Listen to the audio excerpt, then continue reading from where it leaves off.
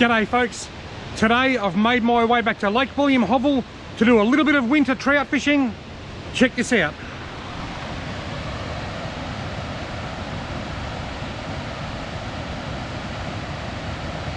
Hey you! You're watching Robbie Fishing. Right now there's a lot of water coming over the lake. The river's very high. You can see the normal flow of water coming out of the valve down the bottom of the lake there. And this is the surplus water, that's the overflow. The river is very, very high. It's not flooded, but it's very high after recent rain. And I'm excited because that means there's a lot of water being pushed into the system, which means there should be a lot of worms being washed into the system. On the way up here, there was water everywhere. They've had around 2 to 3 inches of rain up here in the last couple of days on top of a catchment that was already saturated, which means most of it's run off into the river. Every gully, every table drain, everything I crossed, there was water flowing off the ground everywhere. And they're forecasting a lot of rain for today. I could get washed out. The radar's clear for now, but who knows what may or may not develop. Anyway, let's wander up to the lake, see if we can catch a fish.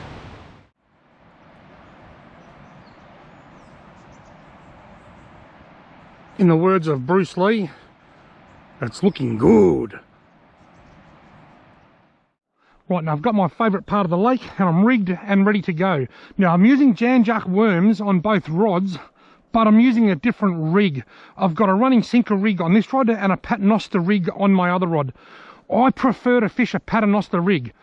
The problem is, I think the running sinker rig is a better rig for this sort of fishing because quite often trout will grab the bait and the moment they feel the weight of the sinker, they'll let it go. With this, because the line actually passes through the sinker like that, once they feel the weight, it makes the rod move and I know there's a bite. So they don't feel the weight of the sinker. So they're more likely to become self-hooked and the hookup rate's generally higher with a running sinker rig. But the reason I don't like to fish them, particularly when it's windy, is because it's very hard to keep a tight line. I like to keep a relatively tight line with just a little bit of slack in it so that I can detect any movement and any nibbles. With a running sinker, you just end up with a heap of slack, just like you do with a float. But with a float, you can see the bites via the float. So I prefer to fish a paternoster rig where I can keep in touch with my bait a lot easier and detect bites. But unfortunately, it's not as effective a rig as what a running sinker rig is. Anyway, let's put them both in. Running sinker rig, you can go way out there. On our rod number 2, same size hook, 2 Jan-Juck worms, slightly bigger sinker, but a paternoster rig. This is a fine rig for redfin, but not as good for trout, for the reasons that I already mentioned.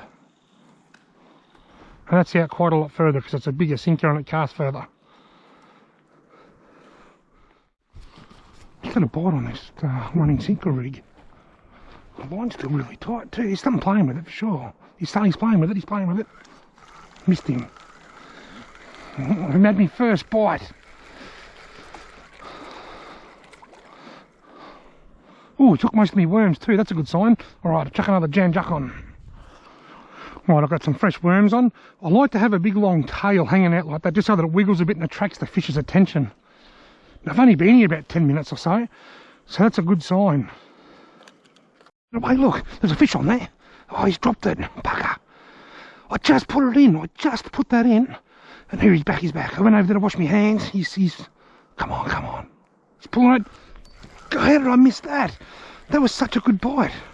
I just put it in, then I went over there to wash my hands. I look around and I'm getting a bite straight away. There we go. My dropper had slipped a bit, but there's still a bit of worm and I'm going to get that straight back out. There's not a second to lose.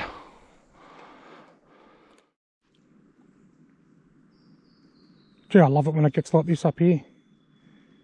It's flat, reflective, overcast, dull and gloomy, cold, a bit of light rain. Winter at Lake William Hovell is just beautiful.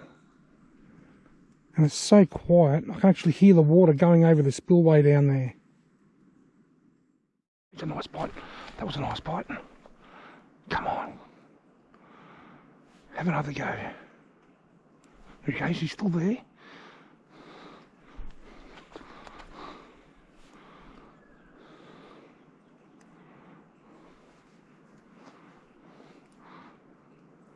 I I'd love to catch a decent fish up here today, either a decent trout or a decent redfin. Here we go. Missed him, I think. Alright. If I've got him, he's bloody small. At least I've had a bite. I'll get it straight back out there. Whoa, look at my other rod. It's all happening. Got him! Gee, I nearly fell over. I just missed one on that rod. I got one on this rod. It's not big, it's a trout, I think. I hope he didn't get, no, he's still there. I hope he didn't get off, I could see the colour. It's a little redfin. No, it's a little trout. Little trout. Come over here, buddy.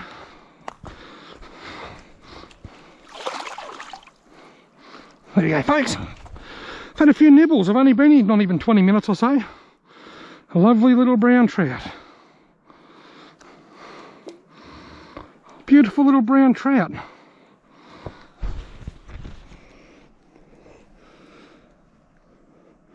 Lake William Hovell brown trout in the middle of winter. Just beautiful. See you later, mate.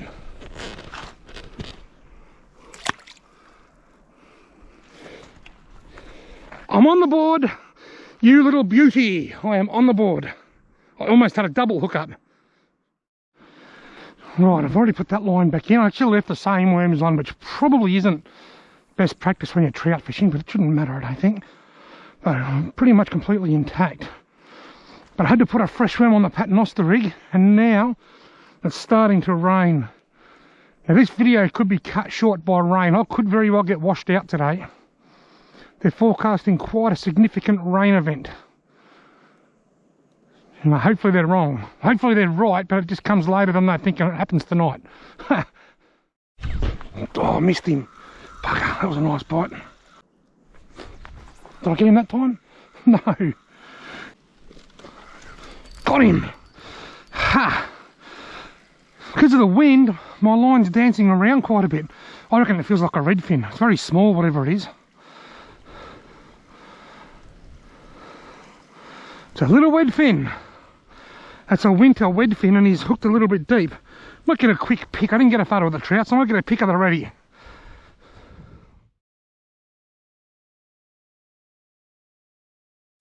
Right, now I've got the worms, I've got the hook out, and he's bleeding a little bit. I don't know how he'll go. One of two things will happen. He'll swim off fine, or he'll come back up to the surface, and the sea eagle that lives in the tree down there will pick him up. See you later, mate. He swam off at 100 miles an hour. I saw him go over there. He might be okay. I'm having a blast. Is the hair messy? Probably is, because I've been wearing a beanie all day. Folks, I am fishing today on the back of a string of fishless fishing trips.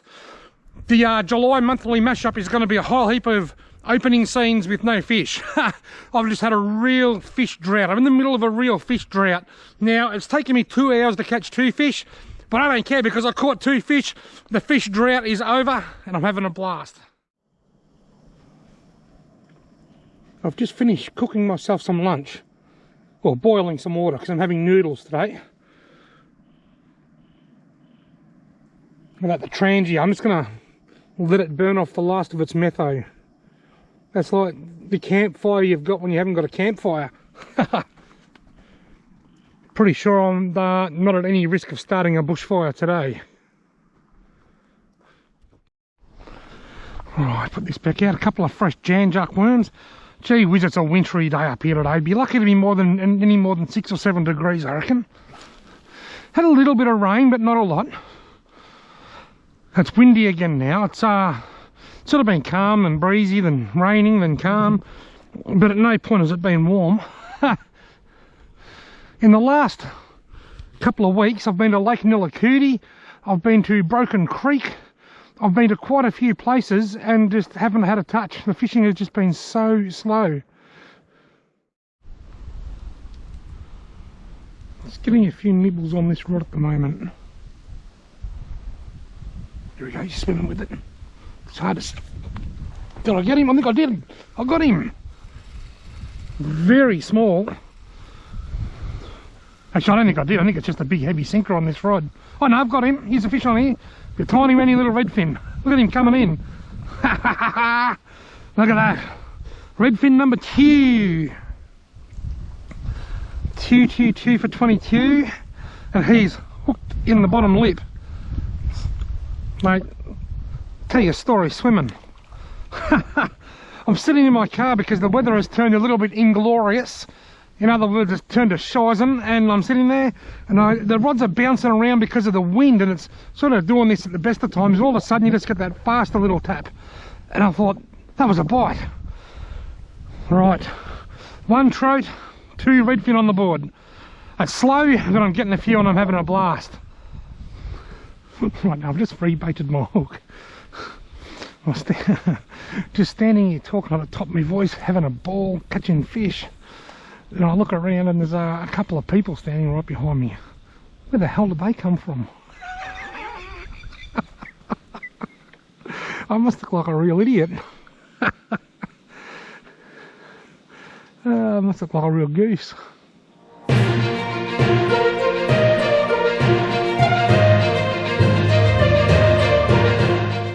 Let's talk about how hard we have to strike to set the hook.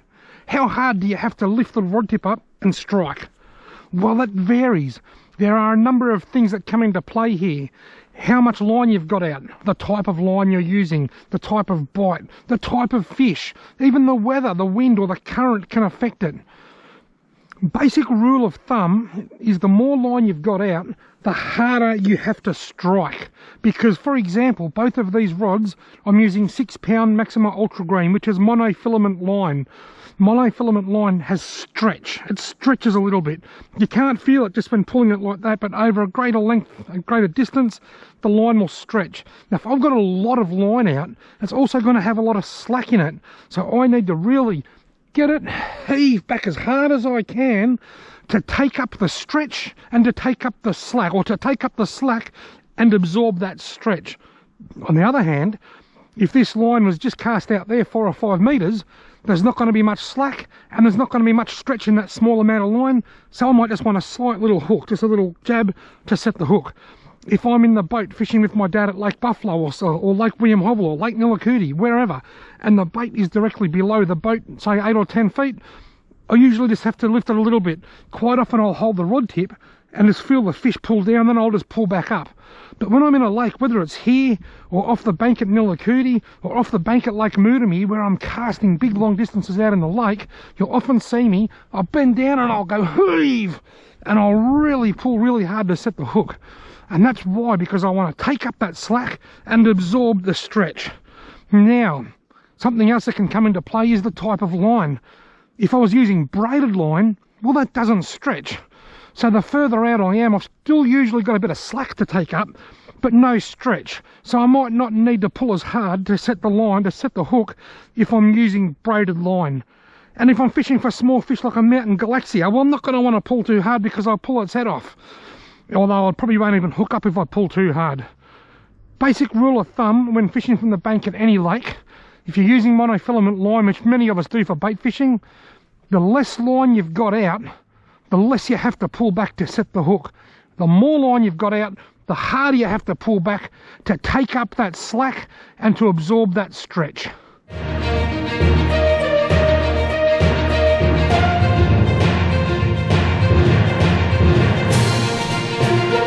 I just threw this in. I just reeled it in and checked the bait, put a fresh worm on, threw it back out, and before I even stood back up, I've squatted down to wind the slack in. Before I even stood back up, I had a bite. The sun's starting to come out on that hill down there. We've got a little bit of light rain falling at the moment, but not much. With a little bit of luck, I might even get to fish in the sun for a little bit at some stage today. Things are getting pretty hectic. It's bucketing down.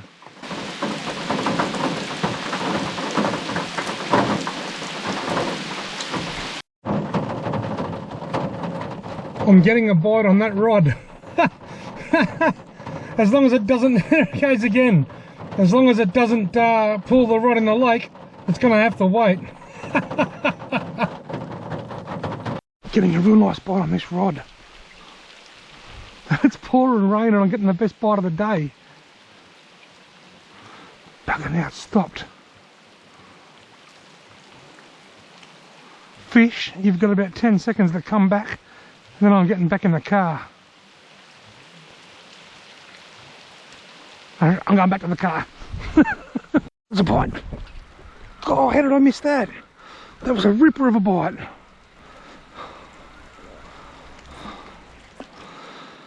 Oh, the weather's turned to shizen and the fish have started biting. That sort of rhymes a little bit, doesn't it?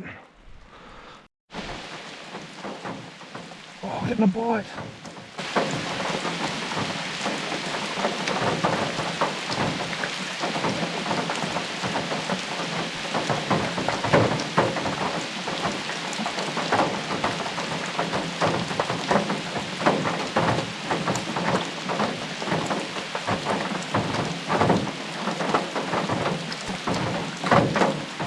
This. God, he's got to be on there, doesn't he? Oh, I missed him again. Such a nice bite. As soon as it starts pouring rain, start getting heaps of bites. Right, get back out there. Bloody hell, if it starts raining any heavier, the fish will be swimming through the air. There's not much water in the air. Well, there's a first for the day. Blue sky. Well, something tells me that the rain hasn't gone yet and it's going to rain again soon. Got it! Finally! I've been getting lots of bites. I finally hooked one. Very small. I think it might be a little redfin. It's water skiing in. I think he's bigger than my last little redfin. Just. There you go, folks. Look at that. It's been a long time since I caught the last fish. I've had about 5 heavy showers of rain. It's another little weeny redfin.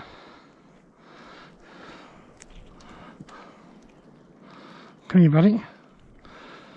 I reckon I've been getting little nibbles all afternoon. Lots of really little nibbles that I just can't hook up. And I wouldn't mind betting they're redfin that are even smaller than that. Anyway, little redfin number 3. See you later, mate. Gone. Just vanished. Alright, so that's 1 trout and 3 little redfin. Now here's a little bit of an observation that I've made. Something for you to stick in your think tank. That rod there's got a running sinker rig. This has got a paternoster rig. I've only had probably 3 bites, maybe 4 bites on that rod today, and I've caught 2 fish on it. On this rod, I've had stacks and stacks and stacks of little bites and little nibbles, and I've hooked 2 fish on it as well, so I've got 2 on each rod. Now, what I've noticed, I'm getting a lot more bites with the paternoster rig, but the hookup rate is much better with the running sinker rig. And I suspect that could be because the paternoster rig helps keep the bait up off the bottom a little bit. That's my theory anyway. So the paternoster rig's attracting the most attention and getting the most bites, but the running sinker rig, the amount of hookups per bite is much, much higher with the running sinker rig. Folks, I've had rain, hail and shine, just without the hail or the shine. It's been raining on and off all day and it's getting very, very dark. It's only about 4:45. I think it's about to absolutely bucket down. Now, just listen closely. I've got to tell you something and I need you to listen closely and pay close attention. I just put the radio on in the car and the ABC radio is reporting that Victoria is going into lockdown at midnight tonight. They're unsure whether it's all of Victoria or whether it's just Melbourne. My point being that I filmed this video the day they announced the lockdown. Being that sometimes it takes a few days before I make my videos public, if I happen to publish this during the lockdown, just know that I filmed it the day before the lockdown. Righto, folks, I've had a blast. I've been here the best part of 7 hours. I've been here all day up at Lake William Hovell. I've only caught 4 fish. It's been very slow, but it's been very relaxing and I've had an absolute blast. Thank you very much for watching. I hope you've enjoyed this video. If you have, want to give it a thumbs up and hit the subscribe button, and hopefully I'll see you in my next video. And remember, folks, we're going back into lockdown. Stay safe. Hopefully it's not for too long. Soon the sun will be out and we'll be catching fish again.